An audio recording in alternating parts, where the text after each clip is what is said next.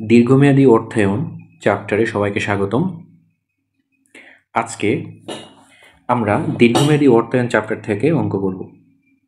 এই দীর্ঘমেয়াদী অর্থায়ন চ্যাপ্টারে যে বিষয়গুলো আমাকে নির্ণয় করতে হবে সেটা হচ্ছে বন্ডের বর্তমান মূল্য এবং বন্ডের আয়ের হার বের করতে হবে। বন্ডের বর্তমান মূল্য বের করার তিনটি সূত্র। একটা হচ্ছে পরিশোধযোগ্য বন্ড, 2 নাম্বারটা হচ্ছে চিরস্থায়ী বন্ড, 3 নাম্বারটা হচ্ছে জিরো কুপন বন্ড। ওকে, তো অনেক সময় প্রশ্নে বলা থাকে যে পরিশোধযোগ্য বন্ডের বর্তমান মূল্য নির্ণয় করো, বা চিরস্থায়ী বন্ডের বর্তমান মূল্য নির্ণয় করো, বা জিরো কুপন বন্ডের বর্তমান মূল্য নির্ণয় করো, কিন্তু সব সময় বলে না। যদি উল্লেখ না থাকে এটি কোন টাইপের বন্ড, তাহলে আমাকে বন্ডের মেয়াদ এবং কুপন রেট দেখতে হবে।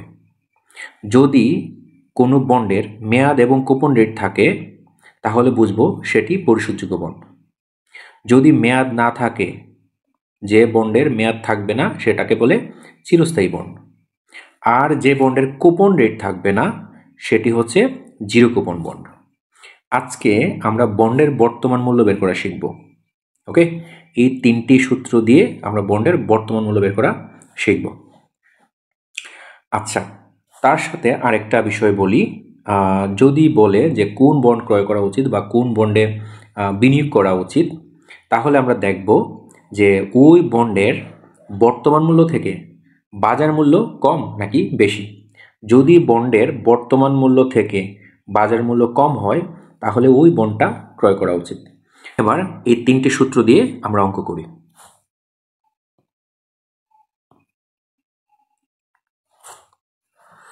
অঙ্ক নাম্বার 1।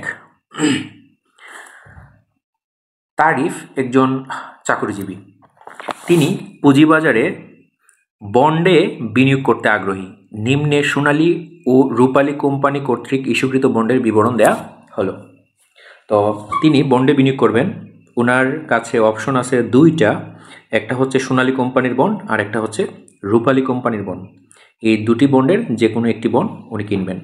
ওকে, তো কি দেয়া আছে তথ্য? সোনালী কোম্পানির বন্ডের লিখিত মূল্য দেয়া আছে, রূপালী কোম্পানির বন্ডেরও লিখিত মূল্য দেয়া আছে, কুপন রেট দেওয়া আছে। কুপন রেট মানে সুদের হার।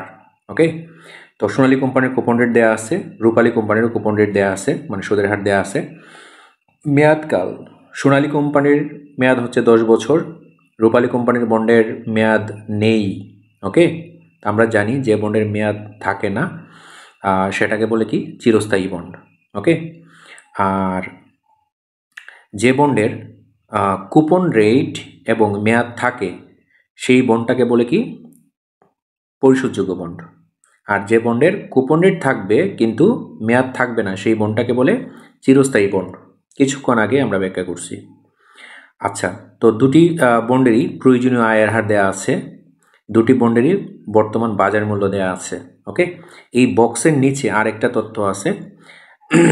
এছাড়াও এভিসি কোম্পানি প্রতিটি 2000 টাকা মূল্যের 7 বছর মেয়াদী জিরো কুপন বন্ড ইস্যু করেছে।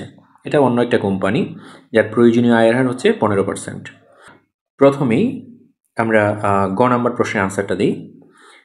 গ নাম্বার প্রশ্নটা হচ্ছে কি, এভিসি কোম্পানির জিরো কুপন বন্ডের মূল্য নির্ণয় করো। তো আমরা জানি বন্ডের মূল্য বা বন্ডের বর্তমান মূল্য নির্ণয় করার সূত্র হচ্ছে তিনটি। একটা হচ্ছে পরিশোধযোগ্য বন্ড, একটা হচ্ছে চিরস্থায়ী বন্ড, একটা হচ্ছে জিরো কুপন বন্ড। আমি আবার রিপিট করতেছি যে পরিশোধযোগ্য বন্ড কোনটা? যে বন্ডের মেয়াদ থাকবে এবং কুপন রেট থাকবে সেটা হচ্ছে পরিশোধযোগ্য বন্ড। যে বন্ডের মেয়াদ থাকবে না সেটি হচ্ছে চিরস্থায়ী বন্ড। আর যে বন্ডের কুপন রেট থাকবে না সেটি হচ্ছে কি জিরো কুপন বন্ড। তো আমরা দেখি এবিসি কোম্পানির বন্ডটা কোন টাইপের বন্ড। এবিসি কোম্পানির বন্ড দেখো সরাসরি বলা আছে zero coupon bond. ABC company প্রতিটি 2000 টাকা মূল্যের 7 বছর মেয়াদী জিরো কুপন বন্ড ইস্যু করেছে। এটা একটা জিরো কুপন বন্ড। আর এই জিরো কুপন বন্ডের বর্তমান মূল্য বের করার সূত্র কোনটা? এই যে 3 নাম্বারটা, এটা VV equal to MV divided by 1 plus KD power N. এখানে ভিভি বলতে ভ্যালু অফ বন্ড, মানে বন্ডের বর্তমান মূল্য বোঝাচ্ছে।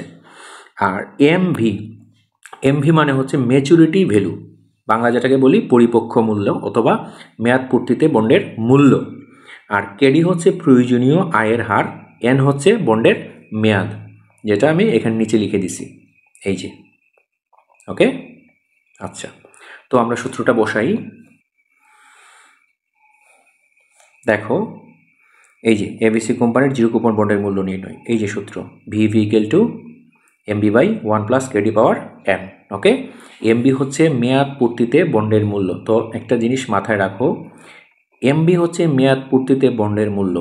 অঙ্কে সবসময় মেয়াদ পূর্তিতে বন্ডের মূল্য দেয়া থাকে না। যদি না থাকে তাহলে একটি বন্ডের লিখিত মূল্য যেটা থাকবে, ওকে, বা অভিহিত মূল্য যেটা থাকবে, সেটি হচ্ছে এমবি। তো দেখো, এবিসি কোম্পানির একটা বন্ডের লিখিত মূল্য দেওয়া আছে কত, 2000 টাকা, কিন্তু এই তথ্যের মধ্যে কোথাও ম্যাচুরিটি ভ্যালু দেয়া নাই সরাসরি, বা পরিপক্ক মূল্য দেয়া নাই। সো এই যে লিখিত মূল্য যেটা আছে সেটাই হচ্ছে এমবি, এই যে 2000। তারপর 1 plus KD power N, KD বলতে প্রয়োজনীয় আয়ের হার, এই যে দেয়া আছে কত, 15%, এই যে। তারপর হচ্ছে কি এন, এন মানে কি, বছর। এই বন্ডের মেয়াদ হচ্ছে 7 বছর, এন এর মান 7। এবার ক্যালকুলেশন করে বের করলাম, এই বন্ডের বর্তমান মূল্য হচ্ছে 751.87 টাকা। তারপরে যাই ঘ নাম্বার প্রশ্নে। ঘ নাম্বার প্রশ্নটা কি বলছে, আরিফ সোনালী ও রূপালী কোম্পানির বন্ডের মধ্যে কোনটিতে বিনিয়োগ করলে লাভবান হবে?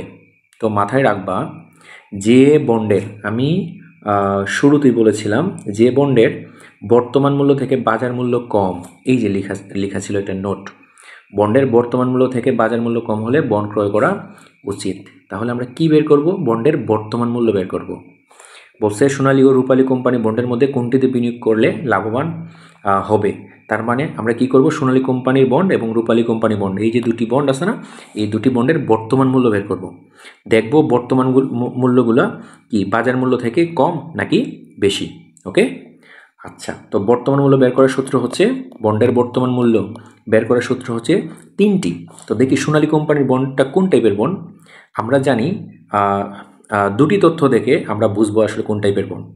তো সোনালী কোম্পানির বন্ডের কুপন রেট দেওয়া আছে 12% এবং মেয়াদ দেওয়া আছে 10%, তার মানে এটা হচ্ছে পরিশোধযোগ্য বন্ড।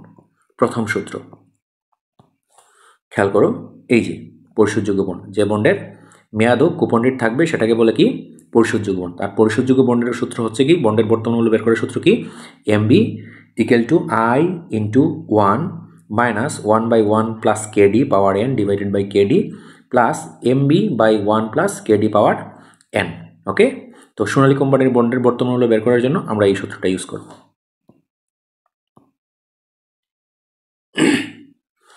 খেয়াল করো, গ নাম্বার প্রশ্ন, সোনালী কোম্পানির বন্ডের বর্তমান মূল্য নির্ণয়।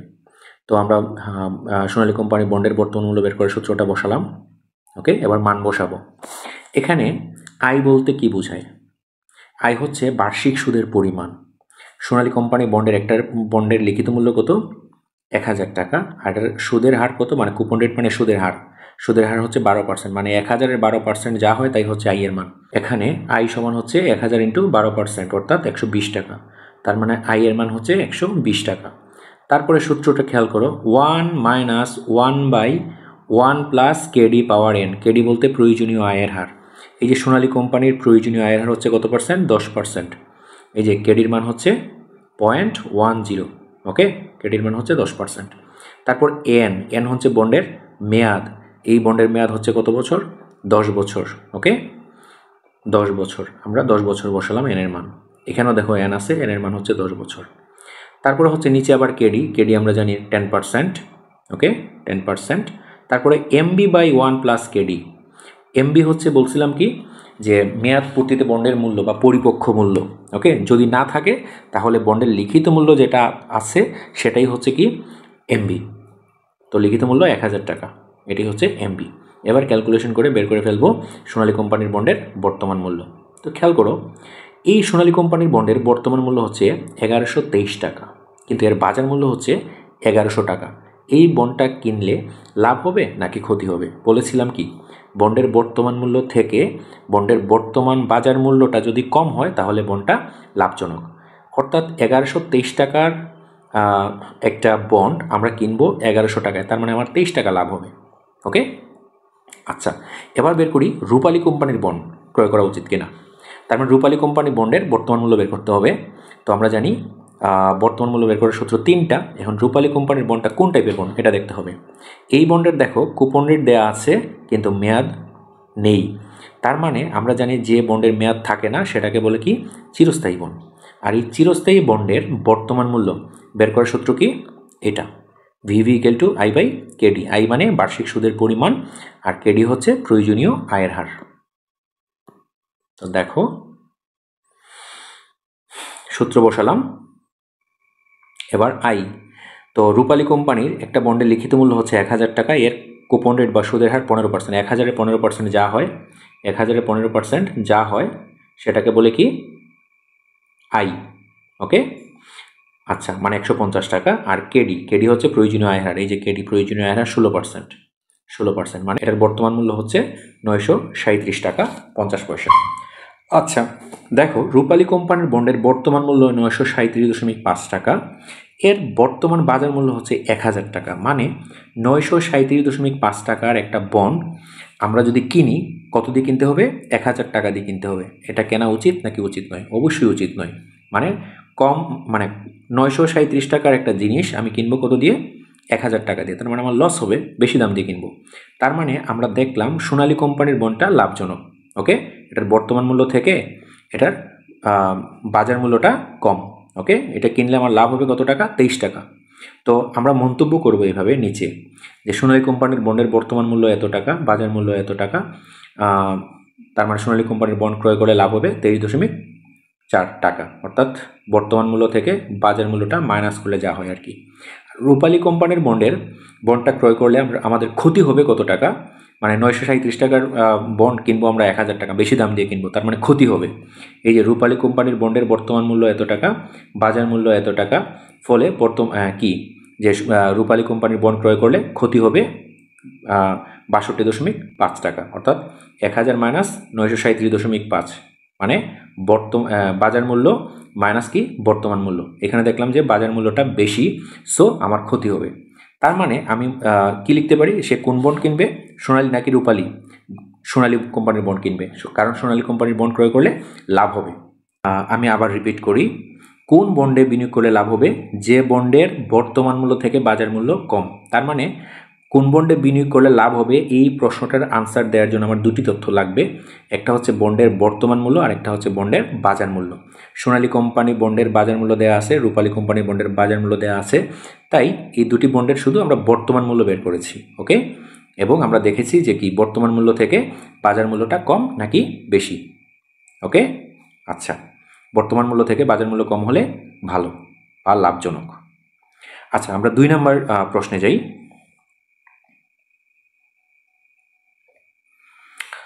2 নম্বর প্রশ্ন একই টাইপের। জনাব আতিক একজন ব্যাংকার, তিনি বিভিন্ন কোম্পানির শেয়ার ও বন্ডে বিনিয়োগ করতে চান। নিম্নে বিভিন্ন কোম্পানি কর্তৃক ইস্যুকৃত বন্ডের বিবরণ দেওয়া হলো। তিনি বন্ডে বিনিয়োগ করতে চান, ওনার কাছে অপশন আছে 3টা। একটা হচ্ছে মধুমতি হাউজিং কোম্পানির বন্ড, একটা হচ্ছে ইস্টার্ন হাউজিং কোম্পানির বন্ড, আর একটা হচ্ছে সুরমা হাউজিং কোম্পানির বন্ড। তো আমরা প্রথমেই অঙ্কগুলোর মধ্যে আমরা খেয়াল করব যে বন্ডের মেয়াদ এবং কুপন রেট আছে কিনা। আমরা জানি মেয়াদ এবং কুপন রেট থাকলে এটাকে বলে পরিশোধযোগ্য বন্ড, আর মেয়াদ না থাকলে চিরস্থায়ী বন্ড, এবং কুপন রেট না থাকলে জিরো কুপন বন্ড। তো আমরা জানি 3 ধরনের বন্ডের বর্তমান মূল্য বের করার সূত্র হচ্ছে 3টা। ওকে, তো খেয়াল করো, মধুমতি কোম্পানির বন্ড মেয়াদ আছে, তারপরে কুপন রেট আছে। ওকে, তার মানে একটা পরিশোধযোগ্য বন্ড। ইস্টার্ন কোম্পানির বন্ড যেটা, সেটা সরাসরি বলে দিছে এটা একটা চিরস্থায়ী বন্ড। ওকে, কুপন রেট আছে কিন্তু মেয়াদ নাই। তারপরে সুরমা হাউজিং যেটা, এটা একটা জিরো কুপন বন্ড। ওকে, সেটাও উল্লেখ আছে। আমাকে প্রশ্ন করছে কি, গ নম্বর প্রশ্ন, মধুমতি হাউজিং কোম্পানির বন্ডের বর্তমান মূল্য নির্ণয় করো। এই যে মধুমতি কোম্পানির বন্ড, যেহেতু এই বন্ডের মেয়াদ আছে এবং কি কুপন রেট আছে, সো এটা হচ্ছে কি পরিশোধযোগ্য বন্ড। আর পরিশোধযোগ্য বন্ডের সূত্রটা কি বলেছিলাম? VV equal to I into 1 minus 1 by KD 1/1 plus KD power N divided by KD plus MB by 1 plus KD. Okay, আচ্ছা, তো আগের অঙ্কেও আমরা এই সূত্র দিয়ে অঙ্ক করেছি। ওকে, এখন যে ব্যাপারটা, কিন্তু বছরে যদি একাধিকবার সুদ গণনা করে সূত্রটা একটু চেঞ্জ হবে। অর্থাৎ বছরে যদি 2 বার সুদ গণনা করে, মানে অর্ধবার্ষিক যদি সুদ গণনা করে বন্ডের, তাহলে সূত্রটা একটু চেঞ্জ হবে। সেটা কি? এই যে আই আছে না, আই এর নিচে হবে 2, কেডি আছে না, কেডির নিচে হবে 2, কেডির নিচে হবে 2, এন এর সাথে গুণ হবে 2, কেডির নিচে হবে 2, এন এর সাথে গুণ হবে 2। অর্থাৎ যে জায়গায় কেডি আছে এবং আই আছে সেই জায়গা এগুলোকে ভাগ করতে হবে 2 দিয়ে, আর যে জায়গায় এন আছে ওই জায়গায় 2 দিয়ে গুণ করতে হবে। কখন? যদি বছরে সুদ গণনা করা হয় 2 বার, অর্থাৎ অর্ধবার্ষিক যদি সুদ গণনা করা হয়। তো এই অঙ্কটা খেয়াল করো, এখানে অর্ধবার্ষিক সুদ গণনা করা হয়েছে। মধুমতি বন্ডের সুদ অর্ধবার্ষিক ভিত্তিতে পরিশোধ করা হয়। তার মানে সেম আগেরই সূত্র, তবে জাস্ট আই যে জায়গায় থাকবে, আই এবং কেডি, ওই জায়গায় আমরা কি করব? 2 দিয়ে গুণ ভাগ করব। ওকে, আই এবং কেডি যে জায়গায় আছে ওই জায়গায় 2 দিয়ে ভাগ করব, আর এন এর সাথে 2 গুণ করব। আগের সূত্রই, জাস্ট একটু চেঞ্জ হবে। ওকে, আর বাকিটুকু যা আছে সব সেম। তো খেয়াল করো, আমরা প্রথমে আই এর মানটা বের করব। আই হচ্ছে বার্ষিক সুদের পরিমাণ। আমরা জানি লিখিত মূল্য ইন্টু কুপন রেট হচ্ছে আই। তো মধুমতি কোম্পানির লিখিত মূল্য হচ্ছে 1000 টাকা, আর তার কুপন রেট হচ্ছে 12%। তার মানে আই এর মান কত? 3000। তো মধুমতি হাউজিং কোম্পানির লিখিত মূল্য হচ্ছে 3000 টাকা একটা বন্ডের, আর কুপন রেট হচ্ছে 12%। সো তার আই এর মান হচ্ছে 3000 ইন্টু 12% সমান 360 টাকা। আচ্ছা, কেডি হচ্ছে প্রয়োজনীয় আয়ের হার। খেয়াল করো, মধুমতি হাউজিং কোম্পানির বন্ডের আয়ের হার হচ্ছে 14%, কেডির মান হচ্ছে 14%। এন হচ্ছে বন্ডের মেয়াদ। এই যে মধুমতি হাউজিং কোম্পানির বন্ডের মেয়াদ হচ্ছে 7 বছর। ওকে, এন এর মান হচ্ছে 7। তারপর কি দরকার আমার? এমভি আমি বলেছিলাম ম্যাচুরিটি ভ্যালু বা পরিপক্ষ মূল্য। আর যদি পরিপক্ষ মূল্য না থাকে তাহলে বন্ডের লিখিত মূল্য যেটা আছে সেটাই হচ্ছে এমভি, 3000 টাকা। ওকে, এমভি হচ্ছে 3000 টাকা। আচ্ছা, এবার আমরা মান বসাবো। মান বসিয়ে আমরা বের করলাম যে মধুমতি হাউজিং বন্ডের বর্তমান মূল্য 2737.64 টাকা। ওকে, এবার দেখো ঘ নাম্বার প্রশ্ন। এখানে দেয়া আছে কি, ইস্টার্ন হাউজিং ও সুরমা হাউজিং কোম্পানির মধ্যে জনাব আতিকের কোন কোম্পানির বন্ডে বিনিয়োগ করা উচিত তা মূল্যায়ন করো। তো আমরা এর আগের অঙ্কে করেছিলাম যে কোন বন্ডে বিনিয়োগ করা উচিত যে বন্ডের বর্তমান মূল্য থেকে বাজার মূল্যটা কম। এখানেও একই কথাই বলছে, ইস্টার্ন হাউজিং ও সুরমা হাউজিং কোম্পানির মধ্যে জনাব আতিকের কোন কোম্পানির বন্ডে বিনিয়োগ করা উচিত। মানে আমরা জানি যে বন্ডের বর্তমান মূল্য থেকে বাজার মূল্য কম সেই বন্ডে বিনিয়োগ করা উচিত। তার মানে এই প্রশ্নের আনসার দেওয়ার জন্য আমার দুটি তথ্য লাগবে, একটা হচ্ছে বন্ডের বর্তমান মূল্য আর একটা হচ্ছে বন্ডের বাজার মূল্য। কোন কোম্পানি? ইস্টার্ন হাউজিং, আর একটা হচ্ছে Surma housing.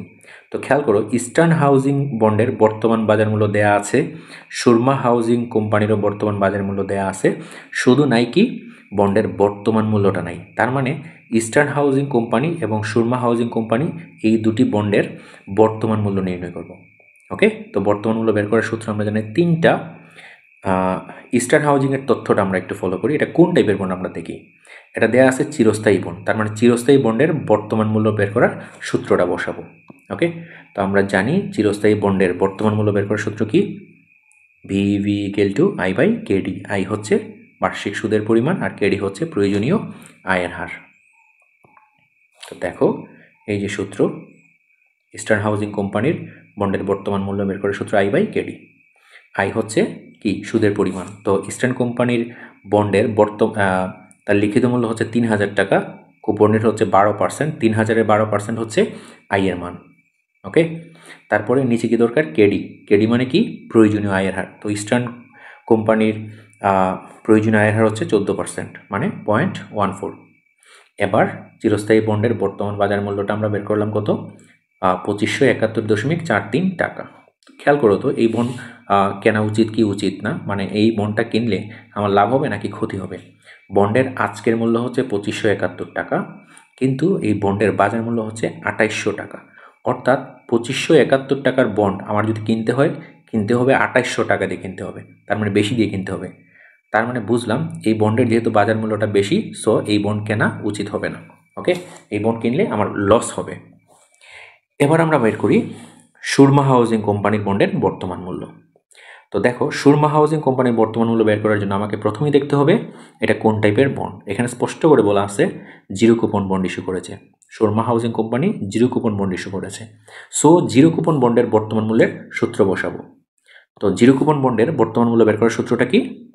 MB by 1 + KD power N. MB হচ্ছে কি? পরিপক্ষ মূল্য। যদি না থাকে তাহলে লিখিত মূল্য যেটা আছে সেটাই হচ্ছে এমবি, কেডি হচ্ছে প্রয়োজনীয় আয় হার, আর এন হচ্ছে বন্ডের মেয়াদ। তো দেখো এই যে MB by 1 + KD power N, MB হচ্ছে পরিপক্ষ মূল্য, এখানে পরিপক্ষ মূল্য নাই। সো এই বন্ডের লিখিত মূল্য যে 3000 আছে সেটাই হচ্ছে এমবি। আর কেডি হচ্ছে প্রয়োজনীয় আয়ের হার। খেয়াল কর, প্রয়োজনীয় আয়ের হার 14%। আর এন হচ্ছে বছর। কয় বছর এই বন্ডের মেয়াদ? 7 বছর। 7। দেখলাম এই বন্ডের বর্তমান মূল্য হচ্ছে 1198.91 টাকা। আচ্ছা, তো এই বন্ড কেনা উচিত কি উচিত না আমরা দেখতে হবে এটার বাজার মূল্যটা কত। বাজার মূল্য হচ্ছে 1100 টাকা, মানে এই বন্ড যদি আমি কিনি 1100 টাকা দিয়ে কিনতে হবে, কিন্তু আজকের মূল্য 1198.91 টাকা। তার মানে আজকের মূল্য বেশি কিন্তু বাজার মূল্য হচ্ছে কম। তার মানে এই বন্ড কেনা উচিত। এই বন্ড কিনলে আমার লাভ হবে কত? 98.91 টাকা। ওকে, যেহেতু বাজার মূল্য কম। তো আমরা আমাদের নিজের ভাষায় আমরা মন্তব্য করতে পারি। এখানে বলছে প্রশ্ন, ইস্টার্ন হাউজিং ও সুরমা হাউজিং কোম্পানির মধ্যে জনবাতিকের কোন কোম্পানির বন্ডে বিনিয়োগ করা উচিত? তাহলে আমরা বলবো কি কোন কোম্পানি? যে সুরমা হাউজিং কোম্পানির বন্ড ক্রয় করা উচিত বা বিনিয়োগ করা উচিত এখানে। কারণ কি? সুরমা হাউজিং কোম্পানির বন্ড ক্রয় করলে আমার লাভ হবে এই যে 1198.91 মাইনাস 1100 সমান যা হয় তার লাভ হবে। আর ইস্টার্ন হাউজিং কোম্পানির বন্ড যদি আমি ক্রয় করি তাহলে আমার ক্ষতি হবে এই 2800, এই যে 2800 মাইনাস হচ্ছে 2571.43।